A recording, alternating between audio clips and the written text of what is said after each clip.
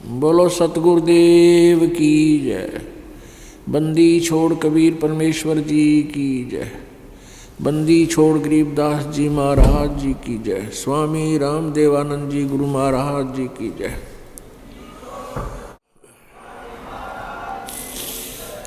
सर्व संतों की जय, सर्व भक्तों की जय, धर्मी पुरुषों की जय, श्री काशी धाम की जय, श्री छुडानी धाम की जय, श्री करोथा धाम की जय, श्री बरवाला धाम की जय। सत साहिब गरीब नमो नमो सतपुरुष को नमस्कार गुरु के नहीं।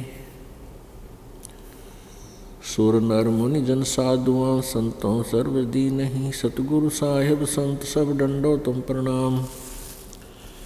आगे पीछे मध्य हुए तिनको जा कुर्बान। नराकार निर्विषम काल जाल वैभंजनम निर्लेपम निज निर्गुणम अकल अनुबेशुंधनम। सोहम सुरति समाप्तम सकल समाना निर्तलय उज्ज्वल हिरंबर हरदमम बेपरवा अथाह वार पार नहीं मध्यतम। ग्रीब जो सुमर सिद्ध होई गणनायक गलताना। करो अनुग्रह सोई पारस पद परवाना। आदि गणेश मनाऊं गणनायक देवन देवा। चरण कमल लो लाऊं आदंत करूं सेवा।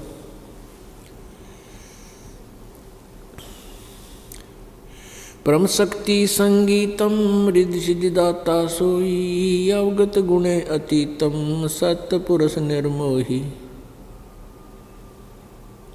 जगदम्बा जगदीशम मंगल रूप मुरारी। तन मन अर्पों शीशम भक्ति मुक्ति भंडारी। सुर नर मुनि जन ध्यावे ब्रह्मा विष्णु महेशा। शेष शेष मुख गावे पूजे आदि गणेशा। इंद्र कुबेर सरीखा वरुण धर्म राय ध्यावे। समर्थ जीवन जी का मन इच्छा फल पावे। 33 कोटि आधारा ध्यावे से 88। उतरे भवजल पारा कट है यम की फांसी। 33 कोटि आधारा ध्यावे से 88। उतरे भवजल पारा कट है यम की फांसी।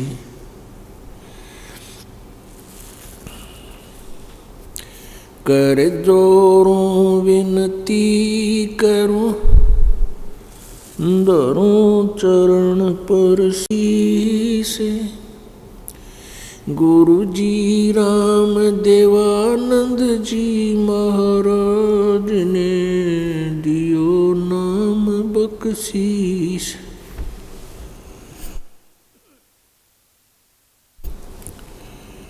कोटि कोटि सिजदा करूं कोटि कोटि प्रणाम। चरण कमल में राखियो मैं बंदी जाम गुलाम।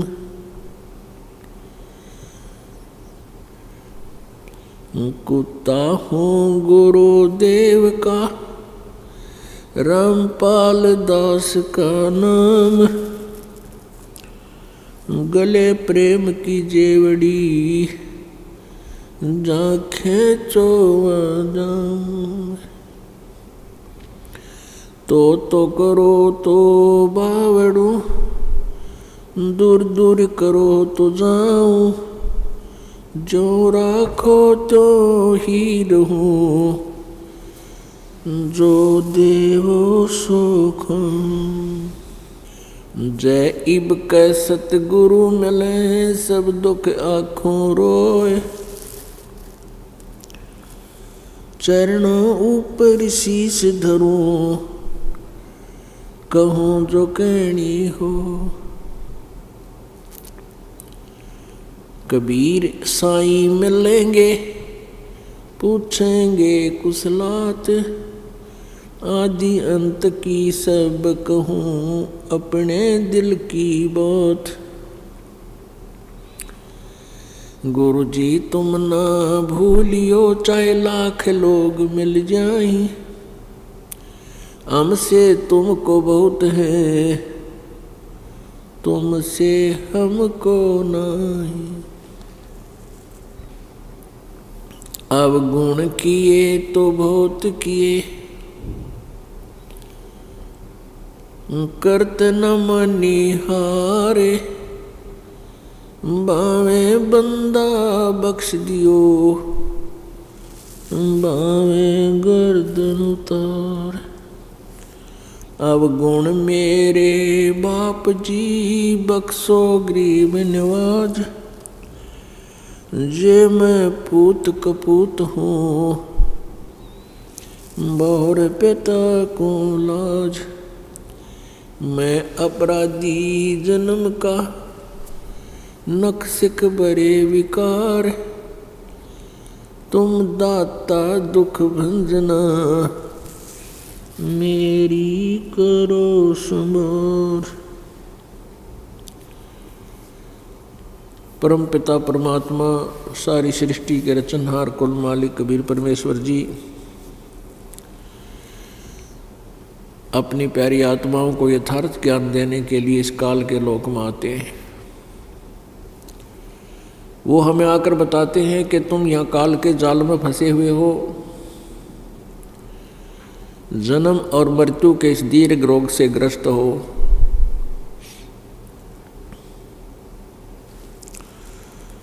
आप अपने लोक को भूल चुके हो जहाँ से तुम आए थे। इस काल भगवान ने इस ब्रह्म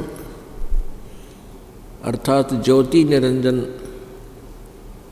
इस काल ने आप जी को मिसगाइड किया हुआ है, आपको धोखे में देकर रखा हुआ है। आपको यहाँ एक झूठे लालच में फंसा कर रखा हुआ है और आपके ऊपर इस त्रिगुणमयी माया का विशेष प्रेशर है, दबाव है। ये आपके बस की बात नहीं है कि आप यहाँ से अपना हृदय हटा सको। उसके लिए परमात्मा ने आके एक जड़ी बताई है। इस काल के दबाव को अपने ऊपर से हटाने के लिए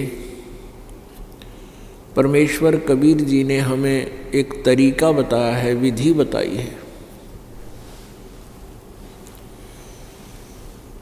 उसको हम सही ढंग से पालन करते हुए, उसी विधि से अपनी धार्मिक क्रियाओं को करते हुए हम इस काल के प्रेशर को भी, दबाव को भी हटा सकते हैं और अपने उस स्थान को भी पा सकते हैं जहां हम कभी मरते नहीं थे। यहाँ पर हमारी जन्म और मृत्यु सभी की है,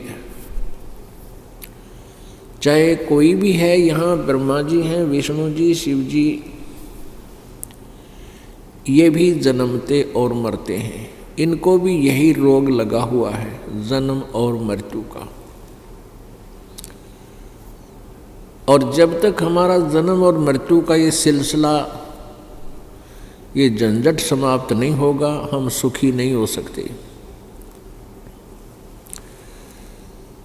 परमात्मा कबीर जी ने आगे हमें समझाना चाहा है कि यहाँ कोई प्राणी सुखी नहीं है। निर्धन ये सोचता है मेरे पास धन हो जावे मैं सुखी हो जाऊं, लेकिन धनी व्यक्ति कभी सुखी नहीं हो सकता। वैसे तो इस काल के 21 ब्रह्मांड में, इस ज्योति निरंजन ब्रह्म भगवान के 21 ब्रह्मांड में कहीं सुख नाम की वस्तु नहीं है, लेकिन हम यथार्थ सुख से परिचित नहीं है, इसलिए हमने इस झूठे सुख को ही सुख मान लिया। परमेश्वर कबीर जी ने बताया है कि झूठे सुख को सुख कहे, ये मान रहा मनमोद, ये सकल चबीना काल का, कुछ मुख में कुछ गोद। निर्धन सोचता है मैं धनवान हो जाऊं तब सुखी होऊंगा, धनवान को सपने में भी सुख नहीं होता। धनवान सोचता है कि ये राजा लोग सुखी होंगे, राजा लोग इनसे भी महादुखी होते हैं। एक परिवार का मुखिया जिसमें 5-6 सदस्य ही होते हैं, उनकी व्यवस्था में, पालन पोषण में, उनके गर्मी सर्दी के कपड़े, ब्याह शादी, इसी व्यवस्था में कितना परेशान रहता है, कितना बिजी रहता है, वो सुखी नहीं होता। और एक बहुत बड़े अक्षेत्र का मुखिया, राजा जो है प्रजा का पिता होता है, और राजा को स्वाभाविक होता है कि उसकी जनता दुखी ना हो, क्योंकि जनता दुखी होकर के फिर विद्रोह कर देती है। उसकी एक मजबूरी होती है, जनता को सुख खुश रखूं, उसको पूरी सुविधाएं दूं ताकि वो मेरा विरोध ना कर ले। तो इस कारण से राजा सारा दिन रात दुखी रहता है, क्योंकि एक छोटे से परिवार का मुखिया कितना दुखी होता है उनकी व्यवस्था में, और राजा तो फिर बहुत बड़े क्षेत्र का प्रबंधक हो गया। तो यहाँ परमात्मा कहते हैं राजा ये सोचता है कि स्वर्ग के देवता ही सुखी होंगे। स्वर्ग के देवताओं को भी कोई सुख नाम की चीज़ नहीं है। जिसको वो सुख मानते वो सुख नहीं, कुबद है, वो कुबद करते हैं। जैसे स्वर्ग में चले गए, स्वर्ग में क्या वस्तु है? अच्छे नाच गाने, नंगे नाच, सारे उल्टे कर्म, अपनी कमाई तो यहाँ से पुण्य करके ले गए थे, वहाँ बैठकर उनको बर्बाद कर लेते हैं, और फिर आकर के पशु योनि में, पक्षी की योनि में यहाँ फिर कष्ट उठाते हैं। अब देवता लोग समझते हैं इंद्र सुखी होगा, इंद्र देवताओं का राजा है, लेकिन इंद्र के जीवन से आप परिचित हो जाओगे तो सपने में भी इंद्र की गद्दी राज्य की आप इच्छा नहीं करोगे, क्योंकि इंद्र अपने शासन काल को पूरा करके जब मृत्यु को प्राप्त होता है, वो सीधा गधे के शरीर को प्राप्त करता है, गधा बनता है। तो बताओ उसका क्या करेंगे हम? अब उस स्वर्ग के राज ने भी के चाटेंगे, अपने जो पुण्य थे वो तो राज्य के करके वहाँ बकवाद करके, क्योंकि राजा भी, इंद्र भी स्वर्ग सुखी नहीं है। इन पुराणों के अंदर देखिएगा, इंद्र के ऊपर, देवताओं के ऊपर राक्षसों ने दावा बोल दिया, और राजा भी ना, इंद्र भी राज छोड़ कर भाग गया, गद्दी जा छुपा किते गुफाओं में, धक्के खाता इंडिया। यहाँ सारे मार मार हो रही है। अब इंद्र सोचता है कि ब्रह्मलोक में गए हुए साधक वो ही सुखी होंगे। ब्रह्मलोक एक उच्च क्वालिटी का, उच्च स्तर का रेस्टोरेंट है, वहाँ और ज़्यादा बकवाद है। एक समय मार्कंडे ऋषि तपस्या कर रहा था, तप कर रहा था। इंद्र को एक चिंता लग जाती है, इंद्र को एक इंस्ट्रक्शन दी जाती है स्वर्ग के राजा को कि तेरे शासन काल में यदि किसी ने इंद्र की गद्दी प्राप्त करने योग्य धार्मिक अनुष्ठान कर लिए तो तेरे को बीच से ही गद्दी से वंचित कर दिया जाएगा, राज्य से रहित कर दिया जाएगा। उसके लिए इंद्र क्या करता है कि कोई ऐसी साधना ना कर ले, उसकी साधना को खंड करवाता है। और ये राजनीति इतनी घटिया होती है, राज्य को सुरक्षित रखने के लिए राजा ना जाने कितने घटिया स्तर पर उतर जाता है, ना जाने कितने जुल्म या घटिया स्तर के कर्म भी करने को तैयार हो जाता है, इतनी बुद्धि मलिन हो जाती है। इंद्र ये देखता रहता है कि कहीं कोई तेरी गद्दी को प्राप्त करने योग्य तपस्या अनुष्ठान ना कर ले, धार्मिक अनुष्ठान ना कर ले। अगर कोई कर रहा होता है तो उसको खंडित कराता है। स्वर्ग से, अपने लोक से जो उसके अंतर्गत औरतें हैं, अप्सराएं हैं, उनको भेज देता है और वो उनकी तपस्याओं को किसी न किसी कारण से खंड करवाए, नहीं तो वो फिर वहाँ उनकी पिटाई करता है। पुण्यात्माओं, हमारे साथ कितना जुल्म हो रहा है बिना ज्ञान के। मान ली यहाँ किसी बहन भाई ने खूब डट का भक्ति कर ली इस 3 लोक के भगवाना की, उससे कहाँ गए? स्वर्गलोक में। स्वर्गलोक में फिर ये बंदिश, एक राजा बाकी प्रजा।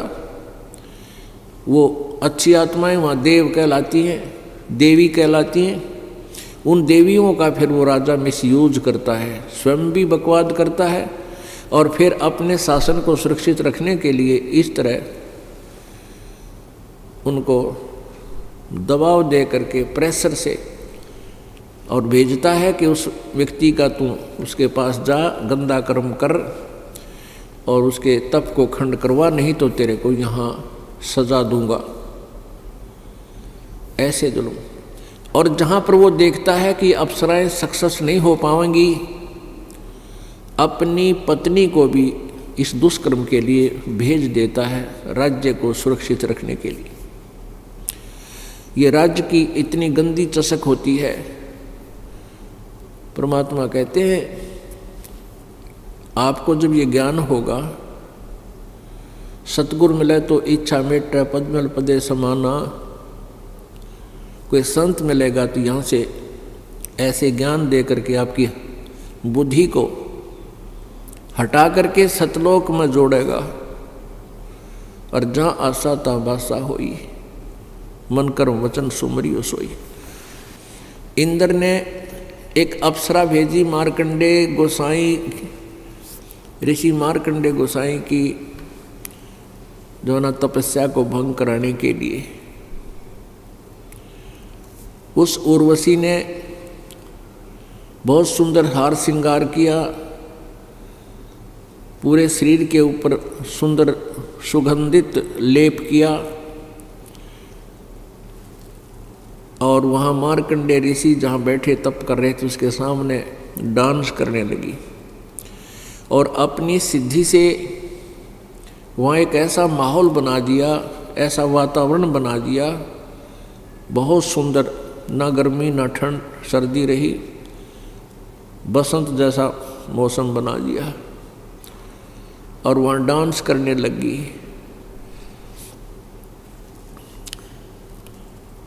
जब मार्कंडे ऋषि ने कोई गतिविधि नहीं की, उसको आकर्षित नहीं हुआ तो निवस्त्र होगी वह बिल्कुल। तो मार्कंडे ऋषि ने कहा कि हे बेटी, हे माई, हे बहन, यहाँ किस कारण आई, अपना उद्देश्य बता। तब उर्वशी ने शर्मिंदा होकर के कपड़े पहने और कहा कि हे मार्कंडे गोसाई, आपकी समाधि, आपकी ध्यान, आपकी समाधि कौन से लोक में रहती है, मैं नहीं समझ सकी। मेरे इस स्वरूप को देखकर ये बनखंड में जितने भी तपस्वी थे सभी का जो है तप खंड हो गया मेरे देखने मात्र से। और आपने ऐसी कहाँ समाधि लगा रखी थी?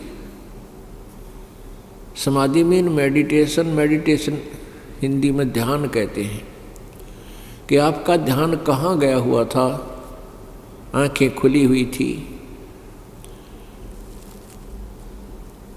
मार्कंडे ऋषि ने कहा कि आपसे कोई सुंदर हो उसको भेज। और मेरी जहाँ समाधि थी, समाधि क्या होती है? जैसे एक दूरबीन होती है सूक्ष्मदर्शी, वो दूरबीन की रेंज होती है। ये भक्ति की शक्ति से हमारे अंतःकरण में वो व्यवस्थित हो जाती है।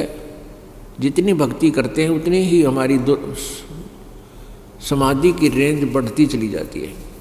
तो समाधि में जैसे आंखें यहाँ खोलो या बंद रखें, ध्यान हमारा कहीं और पहुँच जाता है। जैसे हम कहीं गए हों, कभी देखा हो कोई स्थान, हम यहाँ बैठे हैं, आंखें खुली हैं, हमारा ध्यान वहाँ पहुँच जाता है, उस गांव में, नगर में, रिश्तेदारी में और उन मकानों में घूम आता है, कहाँ बैठा था, किससे बातें की थी, ऐसे ये ध्यान है।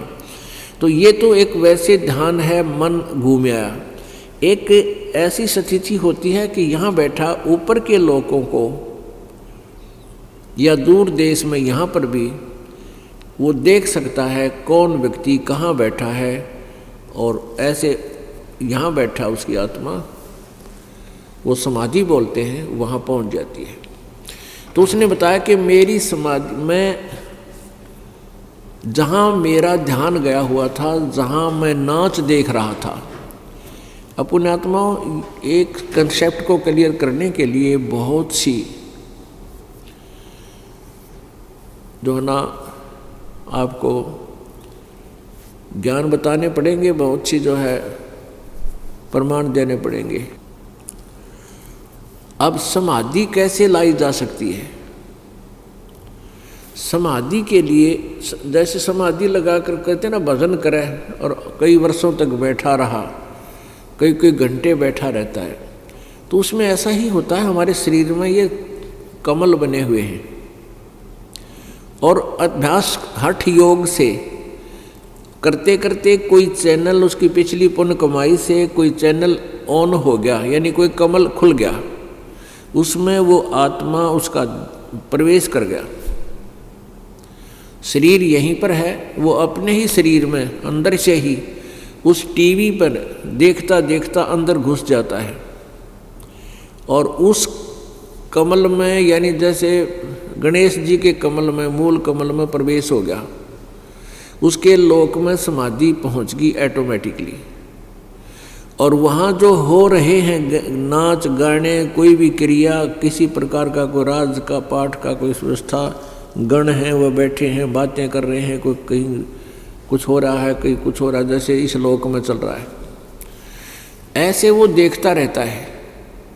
उसको पता ही नहीं होता तू यहाँ बैठा है कितनी देर होगी, नहीं तो बैठ नहीं सकता ये मन, 1 मिनट भी ना बैठने दे, 10 मिनट में कोई न कोई मुरोड़ी लगा देगा, चल वहाँ चलते हैं, ऐसा देखते हैं, ऐसा करते हैं। जैसे फिल्म देखते हैं, 3 घंटे होते हैं और 3 घंटे का पता नहीं लगता देखनिया ने, यदि उनके अनुकूल होता हुआ।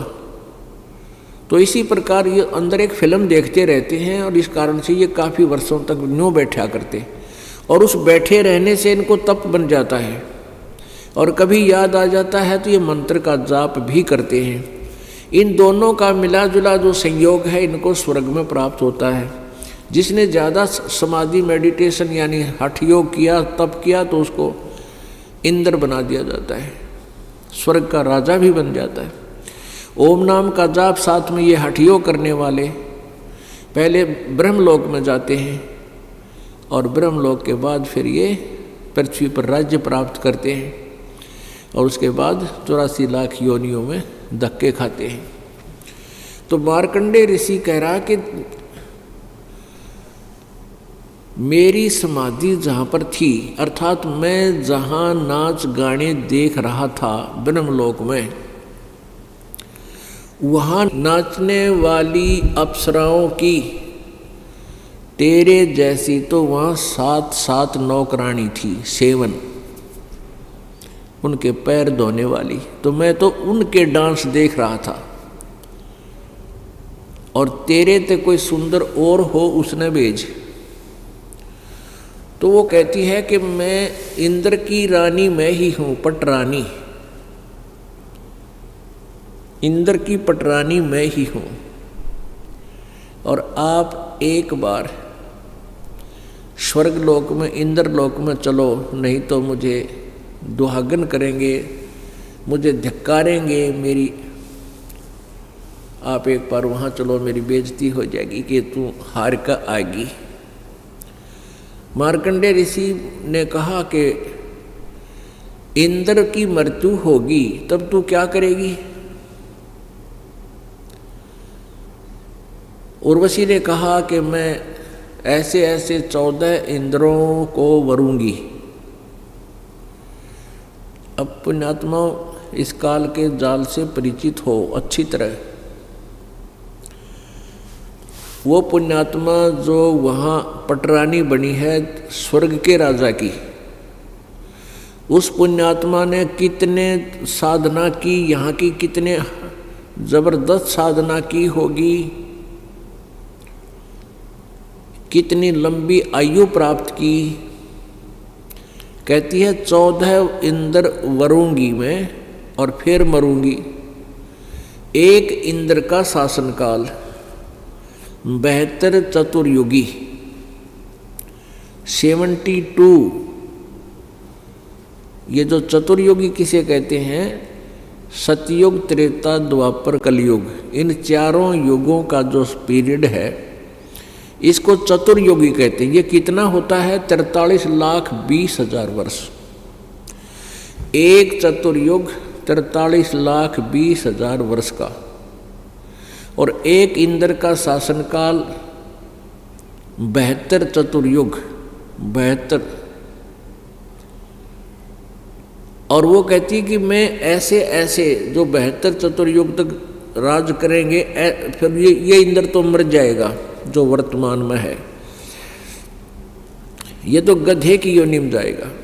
उसके बाद दूसरा जिसने तप कर रखा है वो रिजर्व है, उसको फिर बैठा दिया जाएगा, वेटिंग लिस्ट में है वो इंद्र का स्वर्ग का राजा इंद्र बन जाएगा, इंद्र की पदवी पावेगा। फिर 72 चौकड़ी युग पूरा करके वो भी मर जाएगा। ऐसे 14 इंद्र मरेंगे, अपना शासनकाल पूरा करेंगे, तब तक मैं प्रत्येक इंद्र के साथ उस स्वर्ग में आनंद लेती रहूंगी, उनकी पत्नी बनी रहूंगी। अब पुण्यात्माओं, परमात्मा ने इस बात का निर्णय दिया है मार्कंडेय ऋषि की कथा के माध्यम से, कि मार्कंडेय ऋषि ने पूछा कि मुझे तू उस स्वर्ग लोक में किस लिए ले जावा थी, इंद्र के लोक में? इंद्र की पटरानी ने कहा कि मैं अपनी इज्जत रखने के लिए, ये नहीं तो मुझे मेरी मजाक करेंगे और कहेंगे तू हार के आगी, मेरी बेइज्जती हो जाएगी।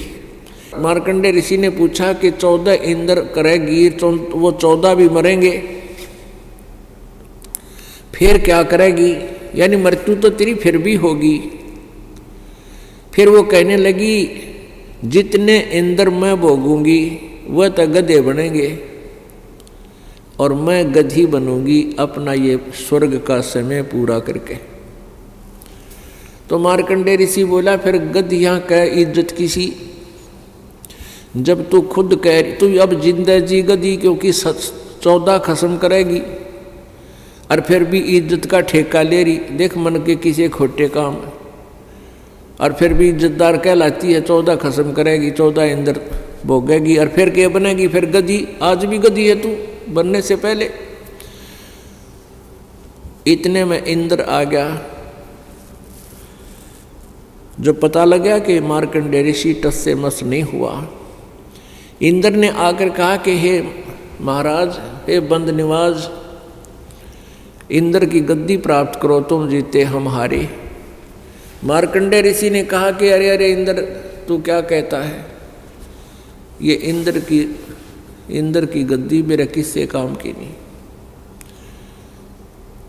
मुझे नहीं चाहिए तेरे इंद्र का राज। और उसको समझाने की चेष्टा की मार्कंडेय ऋषि ने कि इंद्र,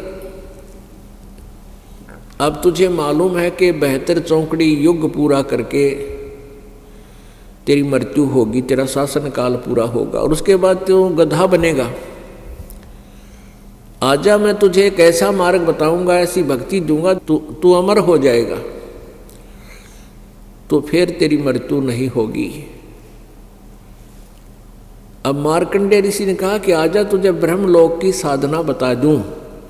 अब मार्कंडेय ऋषि जी को केवल ब्रह्मलोक ही सबसे बड़ा लास्ट दिखा था, लेकिन गीता जी अध्याय नंबर 8 के श्लोक नंबर 16 में कहा है कि ब्रह्मलोक पर्यंत ये सभी लोक पुनरावृत्ति में हैं। पुनरावृत्ति माने बार बार जन्म मृत्यु होती है।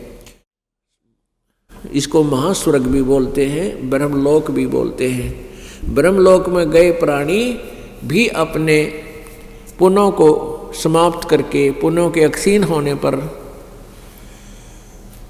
वो फिर इस मृत लोक में आते हैं, नरक में भी जाते हैं, लेकिन उनका पीरियड ज़्यादा होता है।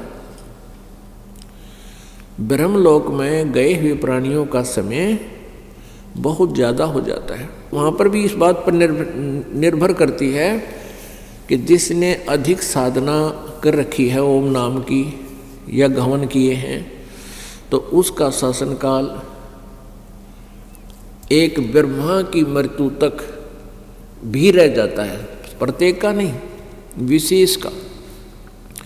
तो मार्कंडेय ऋषि ने यही सोच रखा था कि वहाँ जाने के बाद 36,000 बार उत्पत्ति और प्रलय होती है इस एक ब्रह्मांड की। 36,000 बार तब तक वहाँ रहा जा सकता है ब्रह्मलोक में, लेकिन मृत्यु फिर भी होगी। तो पुण्यात्माओं,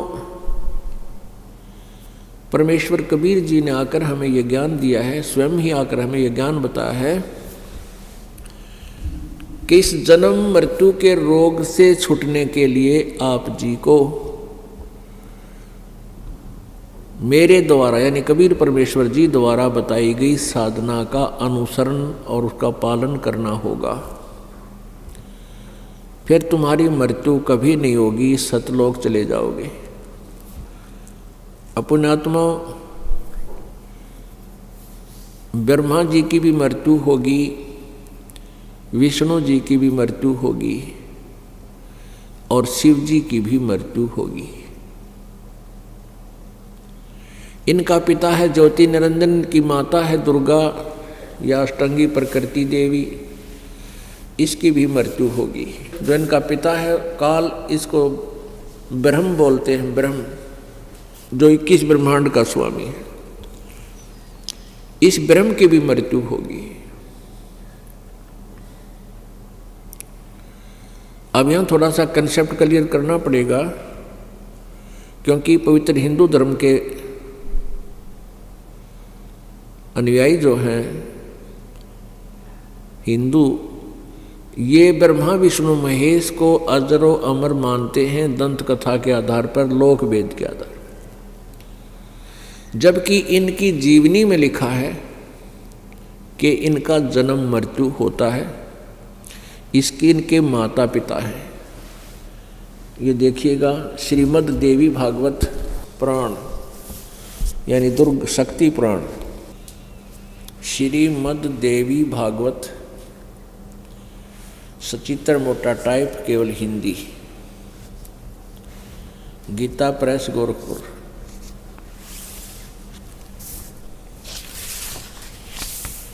श्रीमद् देवी भागवत सचित्र मोटा टाइप केवल हिंदी, संपादक हनुमान प्रसाद पोदार, चिमनलाल गोस्वामी।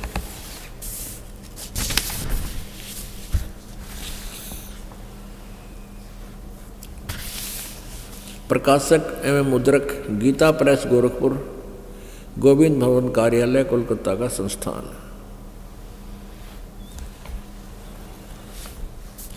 इसके तीसरे स्कंद में 123 पृष्ठ पे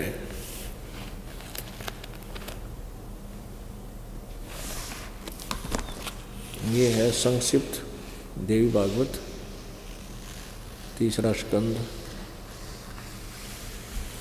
पृष्ठ 123 पृष्ठ पे। यहाँ से शुरू करते हैं। भगवान विष्णु जी अपनी माता दुर्गा की महिमा करता है और कहता तुम शुद्ध स्वरूपा हो, यह सारा संसार तुम्हीं से उद्भासित हो रहा है। मैं ब्रह्मा और शंकर हम सभी तुम्हारी कृपा से विद्यमान हैं। हमारा आविर्भाव बिन जन्म, तिरोभाव बिन मृत्यु हुआ करता है।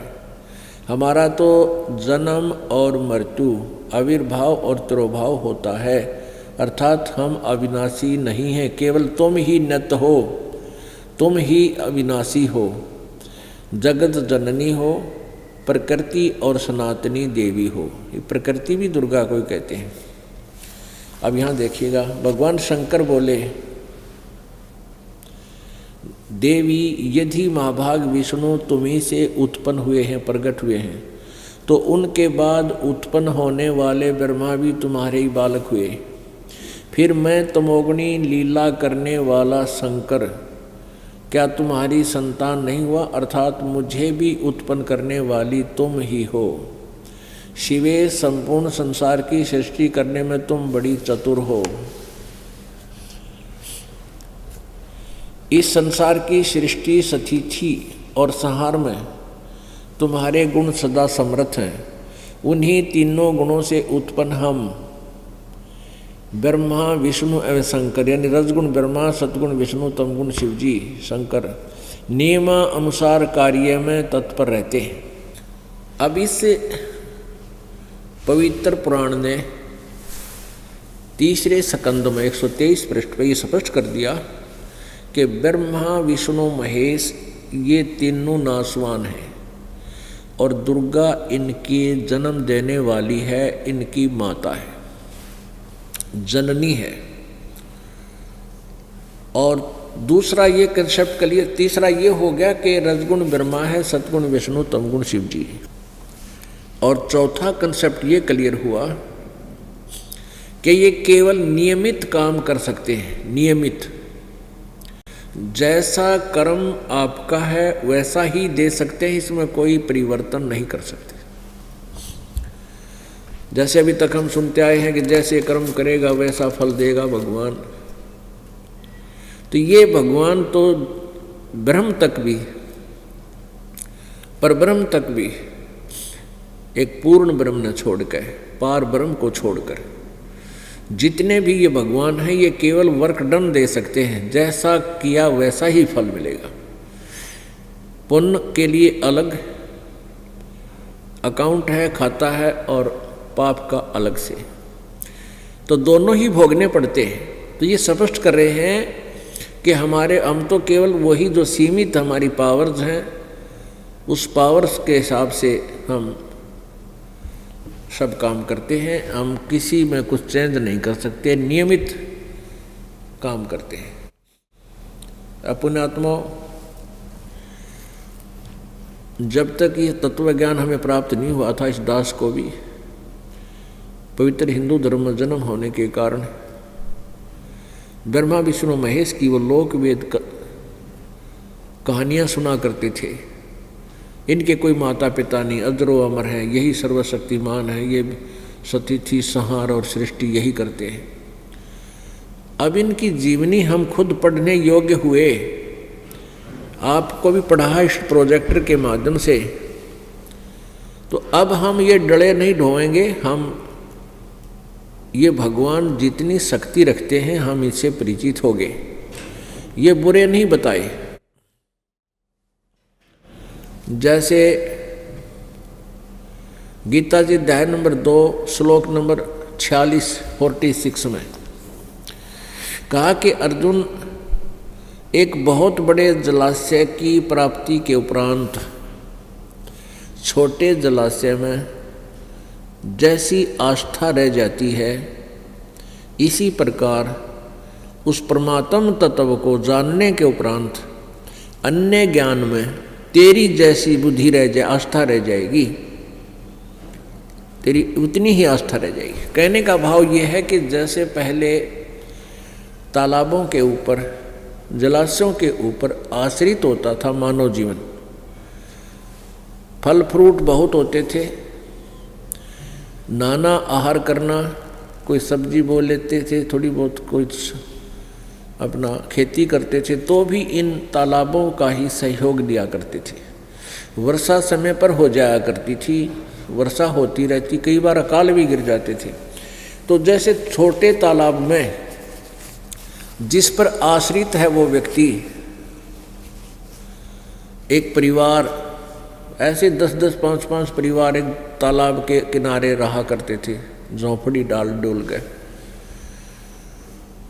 तो ये बताना चाहे कि उस तालाब पर आश्रित व्यक्ति किस तालाब पर कि जिसमें 1 वर्ष वर्षा ना हो तो उसका पानी सूख जा, उसमें जल नहीं रहे, और आश्रित लोग भी जल के अभाव से महाकष्ट को प्राप्त हों, मृत्यु को भी प्राप्त हो जाती है। और उन व्यक्तियों को एक बहुत बड़ी झील, बहुत बड़ा जलाशय प्राप्त हो जा, जिसका जल 10 वर्ष वर्षा ना हो तो भी समाप्त ना होए, तो कहते हैं फिर जितनी आस्था उसमें हो जाएगी जो बहुत बड़ा जलाशय में, और फिर छोटे जलाशय में जैसी आस्था रह जाएगी।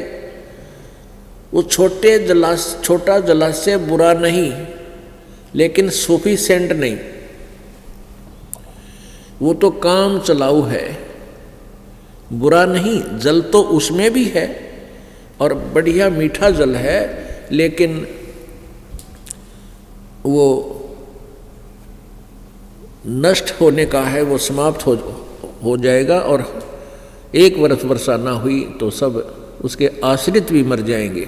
तो कहने का भाव यह है कि बड़ा जलाशय जब मिल जाएगा तो छोटे में आस्था, छोटा जलाशय बुरा नहीं, लेकिन वहाँ रह कोई नहीं, फिर ठाक है झोंपड़ी वहाँ जा डालेंगे उसके आसपास, चाहे 10 किलोमीटर 20 किलोमीटर पर हो, चाहे 100 किलोमीटर पर, अपनी जान बचानी है।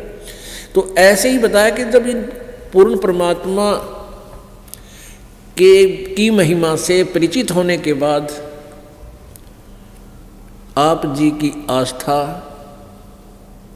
इन ब्रह्मा विष्णु महेश और ब्रह्म में ऐसे रह जाएगी जैसे छोटे जलाशय में रह जाती है। छोटा जलाशय बुरा नहीं लगता, लेकिन उसकी औकात का पता लग गया कि ये तो कभी भी धोखा दे सकता है। यो भी सुख है, बरसाना होता है, और हम भी मरेंगे साथ में। फिर कोई उधर दौड़ के चला जाता है, वहाँ तुरंत पहुँच जाते हैं। इसी प्रकार पुण्यात्माओं, आप जी को और हमें सभी पहले ज्ञान नहीं था, और हम इन्हीं भगवानों पर, इसी जलाशय पर आश्रित थे। अब हमें वो झील मिल गई, वो बड़ा जलाशय प्राप्त हो गया, यानी सतलोक का ज्ञान हो गया। तो वहाँ चलने की, वहाँ पहुँचने की तैयारी करनी चाहिए। उसके लिए क्या बताते हैं, परमात्मा ने आके बताया है कि उसके कुछ प्रोसीजर है, उसको अपनाइए, कुछ क्रियाएं हैं वो कीजिए, फिर आप वहाँ पहुँच जाओगे, जहाँ जाने के बाद फिर कभी किसी वस्तु का अभाव आपको नहीं होगा। उसके लिए सबसे पहले बताया है कि सतगुरु की खोज करो। पुण्यात्मा, वैसे तो गुरु शब्द पर्याप्त है। गुरु वो होता है जो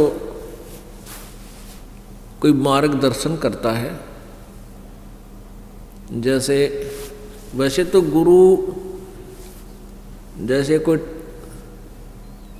आम व्यक्ति है, कोई लकड़ी का गुरु है, कोई लोहे का गुरु है, कोई मटके बनाना सिखा वो गुरु है, कोई आभूषण बनाने सिखाता वो गुरु है, कोई अक्षर ज्ञान कराते हैं टीचर वो गुरु हैं। और प्रारंभ में माता पिता भी गुरु होते हैं, बच्चे को उठना बैठना खिलाना चलना बोलना सिखाते हैं। लेकिन हम जिस गुरु के बारे में बात कर रहे हैं वो आध्यात्मिक गुरु अर्थ टीचर। तो गुरु शब्द बहुत होता है ये समझाने के लिए कि गुरु क्या ज्ञान देते हैं, लेकिन ये नकली गुरु अधिक हो जाने के कारण यहाँ सतगुरु शब्द बनाना लिखना पड़ा, उसके साथ सत लगाना पड़ा। सत माने सच्चा, सच्चा गुरु, सद्गुरु। तो सद्गुरु जब मिले, सबसे पहले हमने सद्गुरु की खोज करनी पड़ेगी। और सतगुरु सोए जो सत शब्द बतावे, सतगुरु सोए सतनाम बतावे, और गुरु कछु काम न आवे। सदगुरु वही है जो सतनाम देता है। ये बहुत से कबीरपंथी भी सतनाम देते हैं। वो क्या बताते हैं? सतनाम सतनाम जप लो। ऐसे नहीं, सतनाम कोई जाप नहीं है करने का। सतनाम का अर्थ है सच्चे नाम। वो सच्चा नाम 2 अक्षर का होता है, जिसमें एक ओम अक्षर है और एक सांकेतिक है। वो ये दास बताओगा उपदेशी को। गीता जी अध्याय नंबर 17 के श्लोक नंबर 23 में पूर्ण परमात्मा की प्राप्ति का विधान बताया है। ओम तत्सत इति निर्देश है ब्रह्मण त्रिविध समर्थ ब्राह्मणा तेन विदा विहिता च पुरा। कहते हैं उस सच्चिदानंद घन ब्रह्म की प्राप्ति का, उस सतलोक को प्राप्त करने का गीता जी अध्याय नंबर 15 के श्लोक नंबर 4 में कहा कि तत्वदर्शी संत की प्राप्ति के उपरांत इस उलझी हुई गुत्थी को तत्व ज्ञान रूपी शस्त्र से काटकर उसके पश्चात परमेश्वर के उस परम पद की खोज करनी चाहिए, जहाँ जाने के बाद ये प्राणी फिर लौटकर संसार में कभी नहीं आता, अर्थात जन्म मृत्यु के इस दीर्घ रोग से सदा के लिए मुक्त हो जाता है।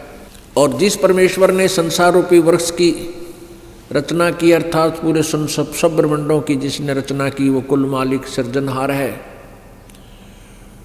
और मैं भी, यानी गीता ज्ञानदाता कहता है कि मैं भी उसी की शरण में हूँ। इस प्रकार ध्यान करो, उसी की पूजा करो।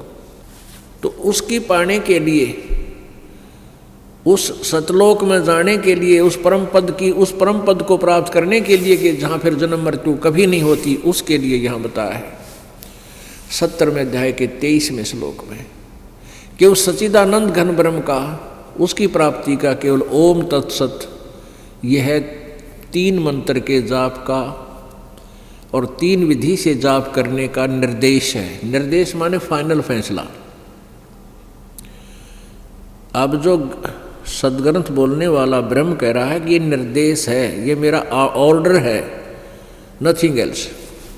तो उसमें ओम तो सीधा ही बोल दिया ब्रह्म का है, और तत् ये सांकेतिक है, ये परब्रह्म का है, अक्षर पुरुष का। और इसमें एक तत् जो ये गुप्त है, सांकेतिक, ये दास बताएगा। तो उस दोनों के मिल जाने से वो सतनाम बनता है। तो यहाँ बताया है। और फिर सत शब्द जिसको सार नाम भी कहते हैं। तो यहाँ ओम तत् ये 2 मिलकर सतनाम बन जाता है। तत् ही सांकेतिक है और सत ये सार नाम की तरफ संकेत है। तो ऐसे ये तीनों मंत्रों का जाप 3 ही प्रकार से होता है, ये दास आपको बताएगा। और जिनको प्राप्त हो चुका है उनको भी मालूम है। तो यहाँ कहते हैं गुरु सोए सतनाम बतावे, और गुरु कोई काम न आवे। अन्य जो गुरु हैं वो केवल संसार की क्रियाओं को ही हमें समझा पाते हैं, और केवल एक रोजी रोटी तक ही सीमित हम रह जाते हैं। जो गुरु है, सदगुरु वही है जो सच्चा नाम बतावे। और अन्य गुरु जो भक्ति मार्ग के भी जो अन्य गुरु हैं, नकली हैं, झूठे गलत मंत्र देते हैं, गलत ज्ञान रखते हैं, समझाते हैं, तो वो गुरु हमारे काम नहीं आवे। इसलिए सदगुरु शब्द का प्रयोग करना पड़ा, जो सच्चा गुरु। तो परमात्मा पाने के लिए सच्चे गुरु की तलाश करनी चाहिए। पुण्यात्माओं,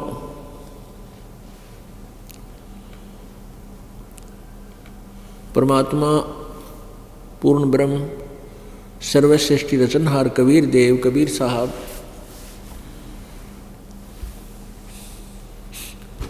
ये अपनी प्यारी आत्माओं को यथार्थ ज्ञान कराने के लिए स्वयं ही सतलोक से, अमरलोक से चलकर आते हैं, जहाँ इनका निज स्थान है। और यहाँ आकर के उस तत्व ज्ञान को हमें बताते हैं।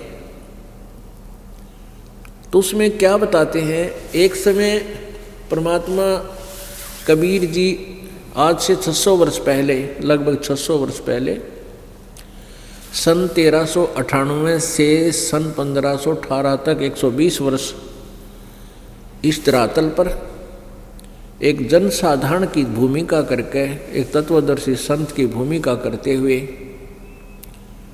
और अपने एक तत्वदर्शी संत की भूमिका, एक अच्छे शिष्य में क्या गुण होने चाहिए और एक अच्छे भक्त में कितनी आस्था हो भगवान में और कितना विश्वास हो और कैसी उसकी रहनी हो, कैसे उसका जो है ना दिनचर्या हो, इसका एक प्रैक्टिकल रूप प्रत्येक युग में वो करके जाते हैं। एक जनसाधारण जैसी भूमिका करते हैं, अपने कर कमलों से निर्वाह करके अपना गुजारा करते हुए भक्ति भी करते हुए नजर आते हैं। वो तो परमात्मा होते हैं, लेकिन हमारे लिए उदाहरण देते हैं कि ऐसी साधना करने से तुम पार होगे। तो ऐसी लीला वो करने के लिए आए हुए थे। और एक जुलाहे का कार्य करने से, ताना कपड़ा बुनने के कारण, जुलाहे का कार्य करने के कारण वो जुलाहा कहलाए। वो परमात्मा सहस्री राय थे, किसी माँ से जन्म नहीं लिया था। काशी शहर जिसको बनारस भी बोलते हैं, उस काशी शहर के अंदर एक लहर तारा नामक तालाब है, आज भी विद्यमान है। उसमें तो और ज़्यादा वो अपने यथार्थ रूप में था। उसमें कमल के फूल खिले हुए थे। परमात्मा सतलोक से आए, एक शिशु रूप धारण किया और कमल के फूल पर विराजमान हो गए। इनके प्रत्यक्ष दृष्टा एक अष्टानंद नाम के ऋषि हैं और नीरू नीमा नामक एक जुलाहा दंपति उनको उठा ले गया परमात्मा बालक रूप में। वो निसंतान थे और परमात्मा की परवरिश की लीला एक जुलाहे के घर हुई।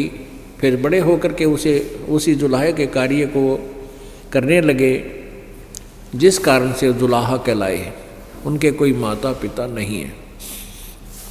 तो जब परमात्मा यहाँ आए हुए थे, 120 वर्ष तक रहे, बड़े हुए। जब 5 वर्ष की आयु में ही उन्होंने बड़े बड़े विद्वानों के छक्के छुड़ा दिए थे। किसी के पास जवाब नहीं था। परमात्मा प्रश्न किया करते थे, कौन ब्रह्मा का पिता है, कौन विष्णु की माँ और शंकर का दादा कौन है, मंडलेश्वर दे बता।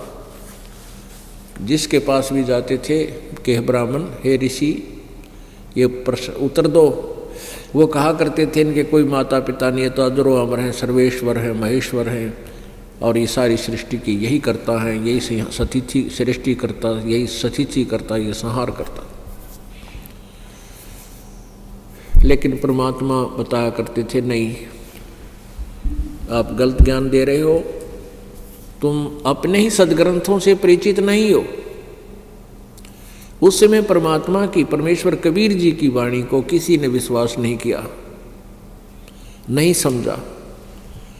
और वही वाणी 600 वर्ष पहले लिखी हुई आज आपके समक्ष और बता रहे हैं। और हमारे सदग्रंथ जिनको हम सच्चे ग्रंथ मानते थे, जैसे पुराण, पवित्र 18 पुराण, पवित्र श्रीमद् भगवत गीता, पवित्र 4 वेद, ये उस परमेश्वर कबीर जी का ही गुणगान करते हैं।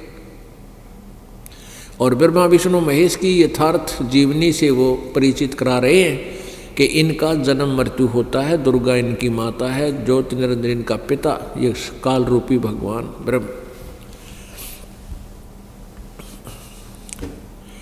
तो पुण्यात्माओं, परमात्मा जगह जगह जाकर सत्संग किया करते थे और यही विचार व्यक्त करते थे कि परमात्मा पाने के लिए सबसे पहले गुरु जी की आवश्यकता है। पहले तो ये डिफरेंस बताते थे कि तुम जिन भगवानों का जाप करते हो, भक्ति करते हो, वो केवल तुम्हें वर्क डन ही देते हैं, जैसा तुम करोगे वैसा ही देंगे। इसमें अगर आपके भाग्य में कोई दुख है, उसमें कोई परिवर्तन आपके ब्रह्मा विष्णु महेश नहीं कर सकते। अब कोई प्रश्न करता था कि आप कैसे कह रहे हो, कबीर जी को कहा करते थे परमेश्वर को कि तुम ये कैसे बात कह रहे हो कि ब्रह्मा विष्णु महेश कुछ नहीं कर सकते। राजा मोरध्वज के पुत्र ताम्रध्वज को आरे से चिरवा कर जीवित कर दिया था। परमात्मा कहा करते थे कि ताम्रध्वज को तो जीवित कर दिया था, लेकिन अभिमन्यु को जीवित नहीं कर सके श्री कृष्ण जी। अभिमन्यु सुभद्रा का पुत्र था, सुभद्रा श्री कृष्ण जी की बहन थी, अभिमन्यु श्री कृष्ण जी का भांजा था। अपने भांजे को जीवित नहीं कर सका, जबकि पांडवों का कुल नाश हो रहा था। श्री कृष्ण रो रहा था, सारे पांडवों का परिवार रो रहा था, सुभद्रा भी टक्कर मार रही थी इकलौते पुत्र की मृत्यु के उपरांत। श्री कृष्ण जीवित नहीं कर सके। अब इसका कारण क्या है? परमात्मा ने बताया कि श्री कृष्ण जी उर्फ विष्णु, विष्णु जी, ब्रह्मा जी, शिव जी, ये केवल जैसा जिसका कर्म है उतना ही दे सकते हैं। हाँ, इतनी पावर इनमें है, जैसे किसी का शरीर काट दिया ये दोबारा जोड़ सकते हैं। जैसे ताम्रध्वज को आरे से चिरवा कर 2 फाड़ करवा दिया था, मृत्यु को प्राप्त हो गया था, उस शरीर को भगवान श्री कृष्ण जी ने पुनः जोड़ दिया, फिर जीवित कर दिया। क्योंकि ताम्रध्वज के श्वास शेष थे, उसकी जीवन शेष था, वो भी उसकी आयु बची हुई थी, इसलिए श्री कृष्ण जी ने उसको जीवित कर दिया।